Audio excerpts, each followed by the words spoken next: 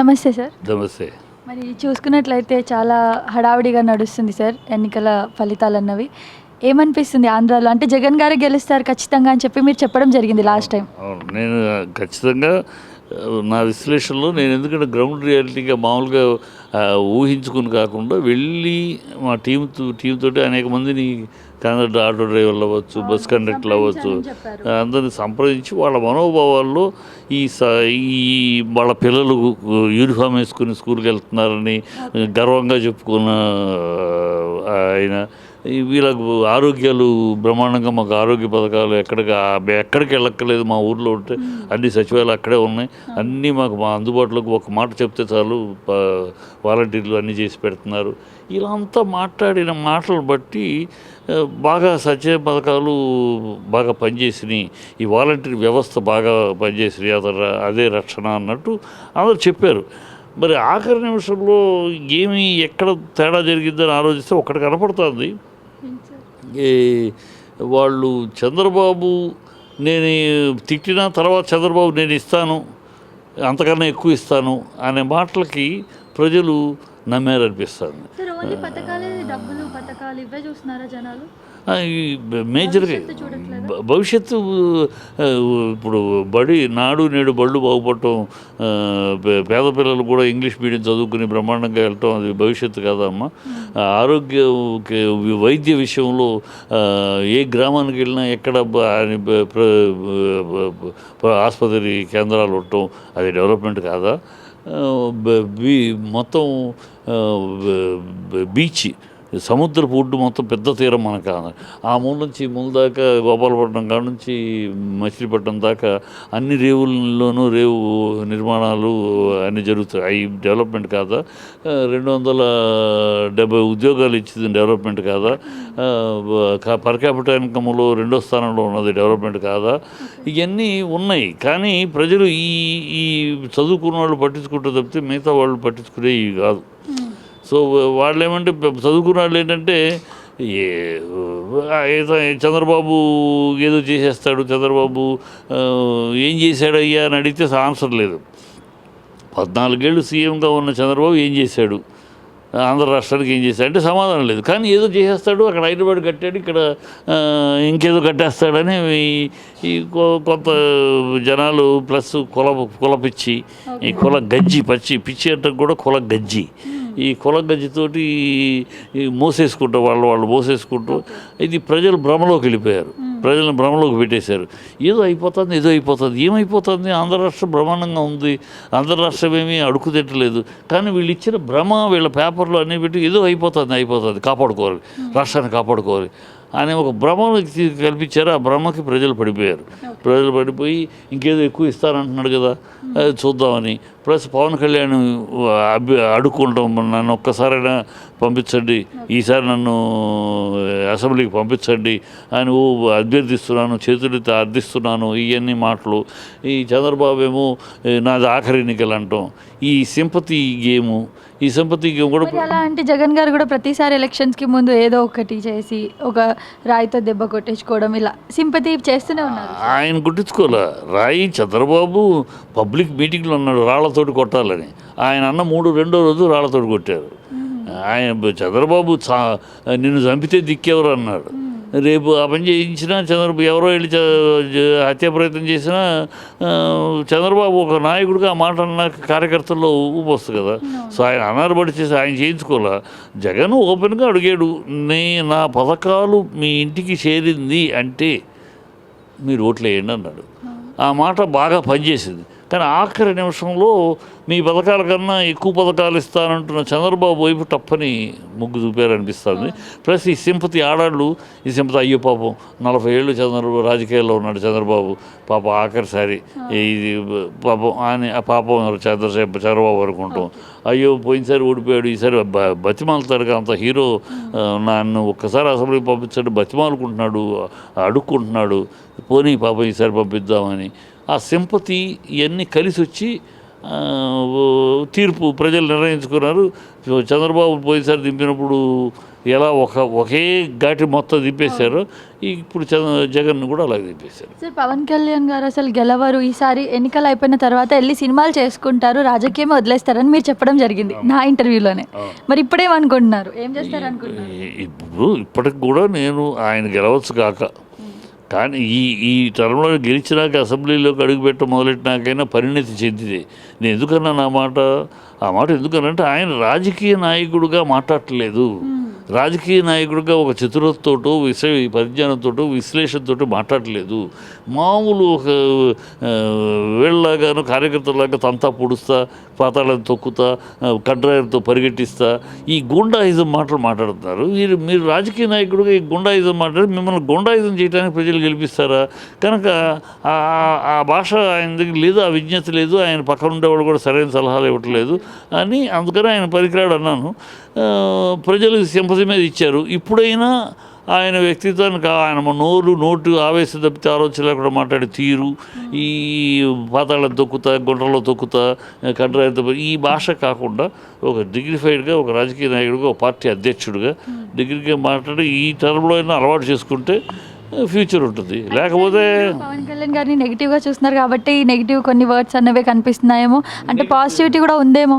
నేను ఆయన మీద నెగిటివ్గా ఎందుకు చూడాలమ్మా? నాకేం అవసరం నెగిటివ్గా? నేను నెగిటివ్గా చూడాల్సిన అవసరం లేదు.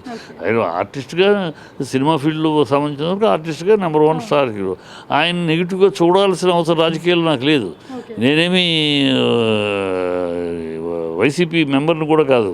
కానీ ఎందుకు చెప్తానంటే రాజకీయంగా నేను చిన్నప్పటి నుంచి రాజకీయాల్లో ఉన్నాను.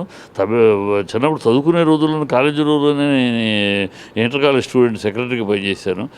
ఆనాడు డిఎంకే తరపున చేశాను తమిళనాడులో.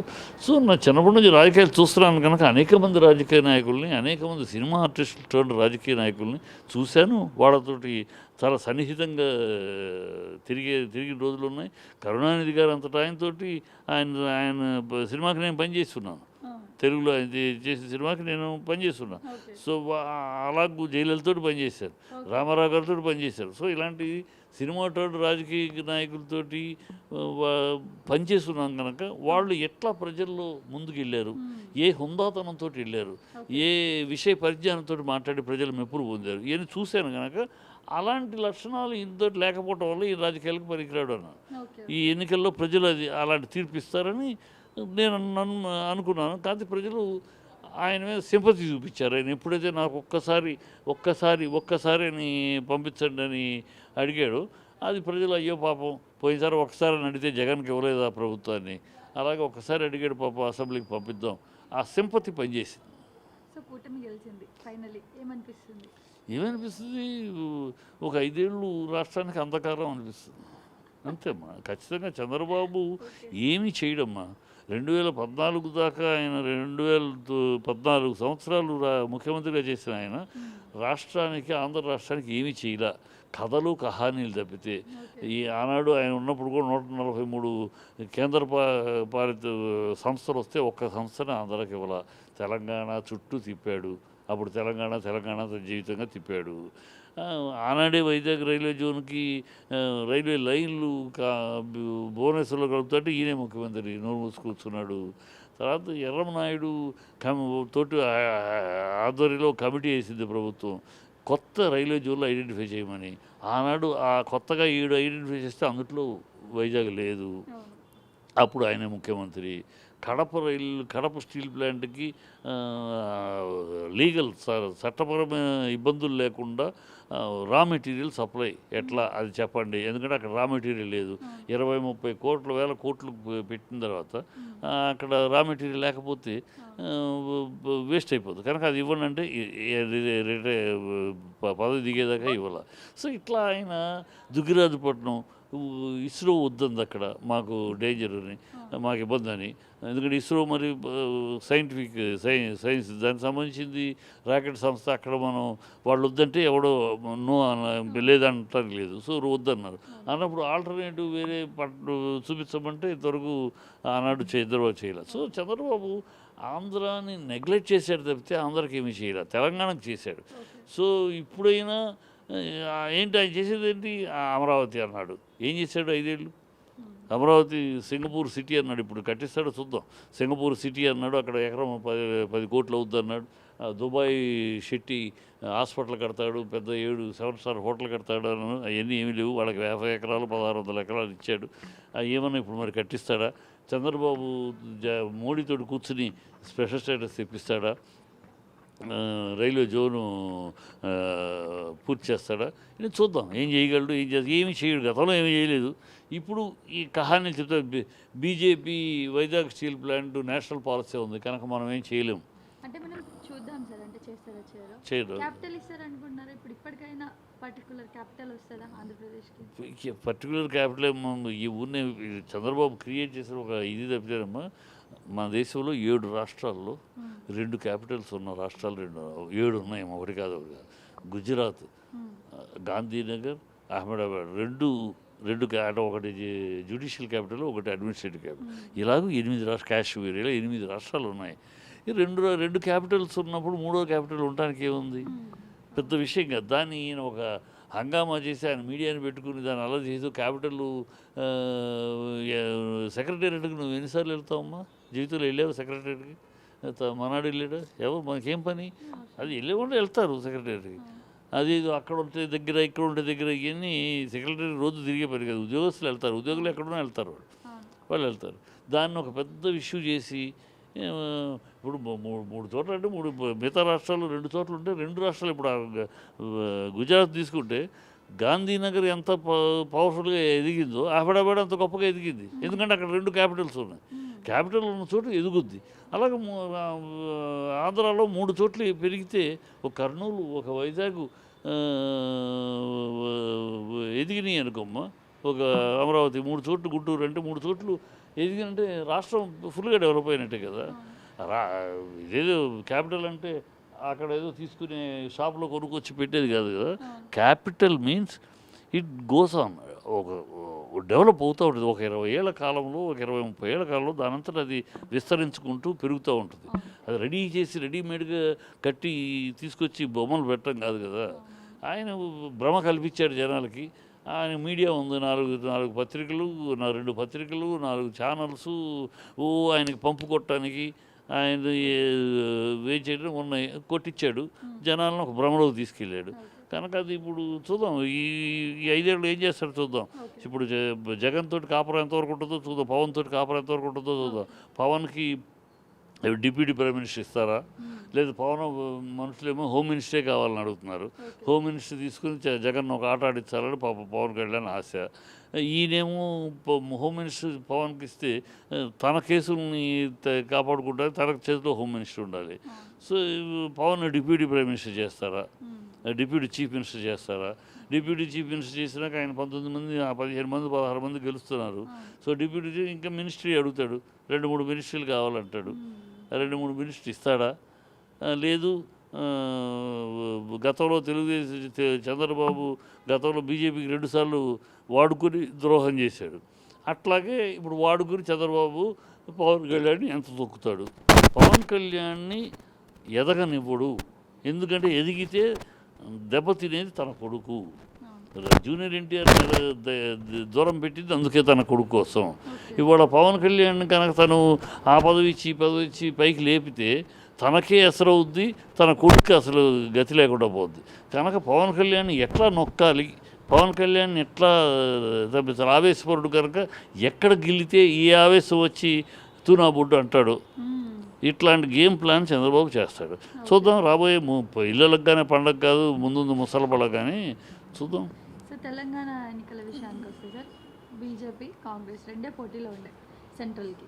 మరి ఇప్పుడు మీరేమనుకుంటున్నారు? బీజేపీ అయితే పై స్థానంలో ఉంది. అవును. ఇప్పుడు తెలంగాణ ఏమైపోయిందంటే ఎందుకు బీజేపీకి అన్ని సీట్లు పెరిగాయి అంటే ఎన్నడూ లేదు. ఇప్పుడు ఉభయ తెలుగు రాష్ట్రాల్లో గతంలో మోడీ హవా అంత లేదు. ఇప్పుడు ఈ 2 రాష్ట్రాల్లో కూడా మిగతా రాష్ట్రాలన్నీ మోడీ అంటే మనం మోడీని కాకుండా ఉన్నాం, కొంచెం హవా పెరిగింది. ఈ హవా పెరగడంతో ఏంటంటే బీఆర్ఎస్ ఓటర్ క్యాడర్ కూడా అటు వెళ్ళిపోయారు. ఎందుకు వెళ్ళిపోయారు? ఈ 2 ఎన్నికలు నేషనల్ ఎన్నికలు, ఎంపీ ఎన్నికల్లో వీళ్ళు ఏ పార్టీలోనూ లేరు. బీఆర్ఎస్ ఏ కూటమిలో లేదు. వీళ్ళకి వేయటం వల్ల ఓటు వేస్ట్ అవుతుంది తప్పితే ఇంకోటి కాదు.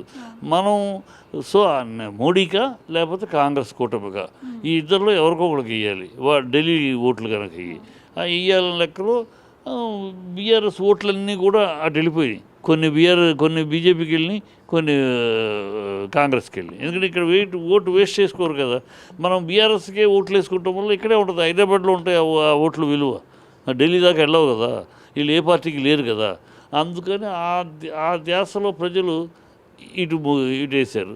అంతే తప్పితే బీఆర్ఎస్ నేషనల్ పార్టీకి ఎదగాలని అడుగు వేసింది కానీ ఆగిపోయింది కదా. అసలు మీ పార్టీకి అంటే మీరు అందులోనే బీఆర్ఎస్లో ఉన్నారు కాబట్టి అసలు ఒక్క ఖాతానే ఓపెన్ కాలేదు, ఒక్క సీటు కూడా రాలేదు. కాదమ్మా, ఇప్పుడు ఇది ఎంపీ ఎలక్షన్ కనుక నేను చెప్పాను ఆ ఈక్వేషన్లో ఈ పార్టీ ఏ పార్టీలో లేదు, ఏ అలయన్స్లో లేదు ఢిల్లీలో. సో వీళ్ళకి ఓటు వేయటం వల్ల ఇది హైదరాబాద్లో ఆగిపోద్ది. మన ఓటు ఢిల్లీ దాకా వెళ్ళాలంటే ఈ బీఆర్ఎస్ నేషనల్ లెవెల్లో లేదు. అందులో ఏ కూటమితో అటు కాంగ్రెస్ తోటి కానీ బీజేపీతో కలిసి లేదు. 10 ఏళ్ళుగా వాళ్ళిద్దరిని ఎదిరిస్తూ ఢీకొంటూ సింహంలాగా బతికింది. సో ఇప్పుడు వాళ్ళతోటి లేదు. సో వీళ్ళకి ఓటేస్తే ఇక్కడే ఉండిపోద్ది. ఆ ఓటు విలువ ఢిల్లీ దాకా వెళ్ళదు. కనుక మనం ఈ ఎన్నికలకి ఎంపీ ఎన్నికలు కనుక అందులో కొంతమంది ఇటు బీజేపీకి, కొంతమంది మోడీ కోసం, కొంతమంది రాహుల్ గాంధీ కోసం వేశారు. మమ్మల్ని వద్దరు ఎమ్మెల్సీ నిన్నగా మొన్న ఎమ్మెల్సీ మేము గెలిచాం.